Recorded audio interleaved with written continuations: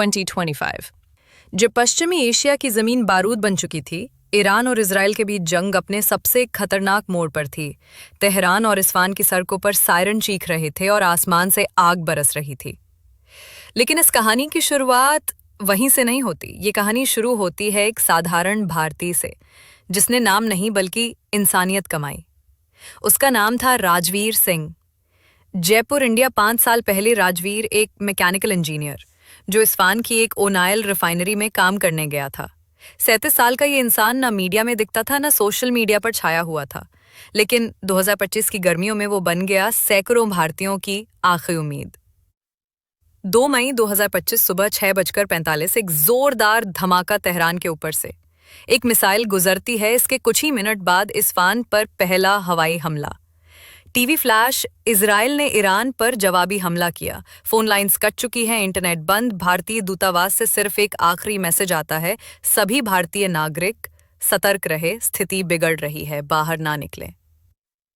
राजवीर जब रिफाइनरी से निकला तो उसने देखा सड़कों पर अफरा तफरी मची थी। दुकानों के शटर गिर चुके थे, गाड़ियों की कतारें लंबी और अनिश्चित थी। हर भारतीय का चेहरा डर से सफेद। भाई साहब, अब क्या होगा? क्या हम कभी भारत लौट पाएंगे? Delhi ministry of external affairs, Bharat सरकार को जैसे ही सूचना मिली, विदेश मंत्रालय में हड़कंप मच गया। कॉल्स किए गए तेहरान स्थित भारतीय दूतावास, ओमान की नौसेना चौकी और यूएई में इंटरनेशनल रेड क्रिसेंट को। लेकिन नेटवर्क ठप था और भारत सरकार की चिंता बढ़ती जा रही थी। 400 से ज्यादा भारतीय नागरिक फंसे थे और कुछ इलाकों में कोई सुराग नहीं था। राजवीर को पता चला कि बिस्फान के आसपास 107 भारतीय अब भी बिना किसी सहायता के थे, अधिकतर मजदूर, महिलाएं और बुजुर्ग। राजवीर ने अपने पुराने दोस्त फरहादान को कॉल किया, एक ईरानी नागरिक जो कभी भारत में पढ़ चुका था। राजवीर भाई, कुछ रास्ता है? फरहाद, राजवीर अगर निकलना है तो बस एक रास्ता है, जागरोस हिल्स के पीछे से, तस्करों के रूट से ठीक, लेकिन बहुत खतरनाक है। राजवीर, मेरे देशवासी फंसे हैं, जान की परवाह बाद में, पहले उन्हें निकालना है। रात 11:10 में एक पुराना गोदाम, 3 ट्रक और 107 डरे हुए भारतीय। राजवीर ने सबको एकत्र किया। राजवीर, मैं वादा नहीं करता कि रास्ता आसान होगा, पर अगर हम साथ चलें तो मौत को भी हराया जा सकता। भीड़ में सन्नाटा। एक बुजुर्ग महिला, बेटा, क्या वाकई तुम हमें भारत ले जाओगे राजवीर? बस विश्वास चाहिए और थोड़ा साहस। 3 ट्रक निकले एक अंधेरी रात में, बिना जीपीएस, बिना मैप, सिर्फ एक ख्वाब के साथ, भारत वापसी का। रास्ते में बमबारी हुई। एक ट्रक के पास मिसाइल गिरी, पर चमत्कार था, सभी बच गए। एक आदमी डरते हुए, राजवीर भैया, ये रास्ता सही है ना? राजवीर, आंखों में आंसू पर आवाज में दम। अगर रास्ता ना हो तो हम बना लेंगे।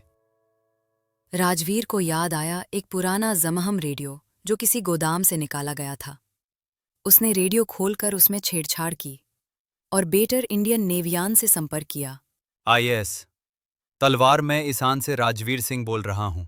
आईएस सौन 7 भारतीय फंसे हुए हैं, तत्काल निकलना की आवश्यकता है।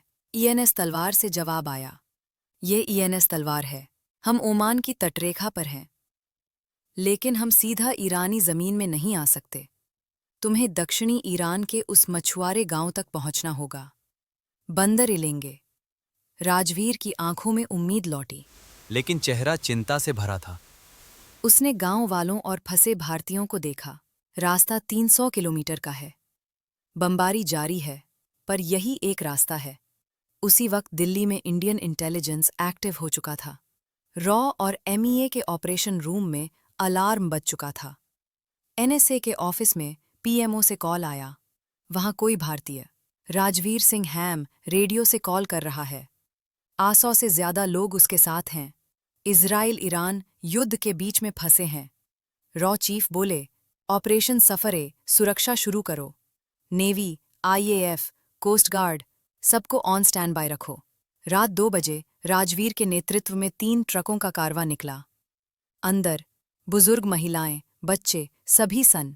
तभी दूर से दिखी बमबारी की फ्लैशिंग लाइट। छोटा बच्चा चिल्लाया, मम्मी, हम मर तो नहीं जाएंगे?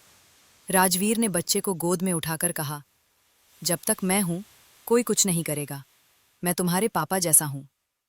लेकिन रास्ते में आया एक चेक पोस्ट। ईरानी मिलिशिया, बंदूक तनी, सबकी सांसें थम गई। राजवीर ने तुरंत रेड क्रॉस की पुरानी जैकेट पहनी और सामने गया।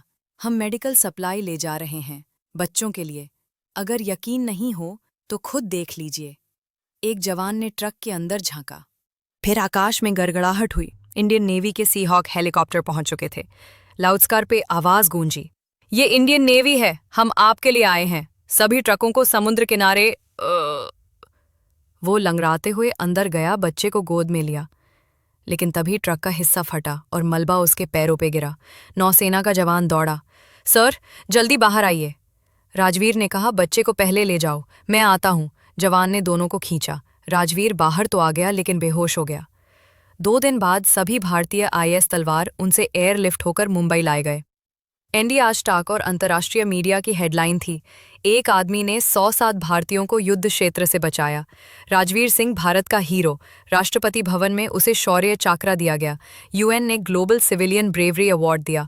लोग पूछते रहे, आपने कैसे कर दिखाया? राजवीर ने मुस्कुराकर कहा, मैं कोई बड़ा अफसर नहीं, पर जब अपने लोग डरते हैं तो किसी को तो खड़ा होना पड़ता है। मैं वहीं था। अगर ये कहानी आपके दिल को छू गई हो तो एक भारतीय होने के नाते इसे हर उस इंसान तक पहुंचाइए जो इंसानियत, साहस और देशभक्ति पर भरोसा करता है। लाइक करें, शेयर करें और सब्सक्राइब करना ना भूलें। हर दिन हम 4 बजे आपके लिए लाते हैं ऐसी ही सच्ची, प्रेरणादायक और दिल छू लेने वाली कहानियाँ। जय हिंद।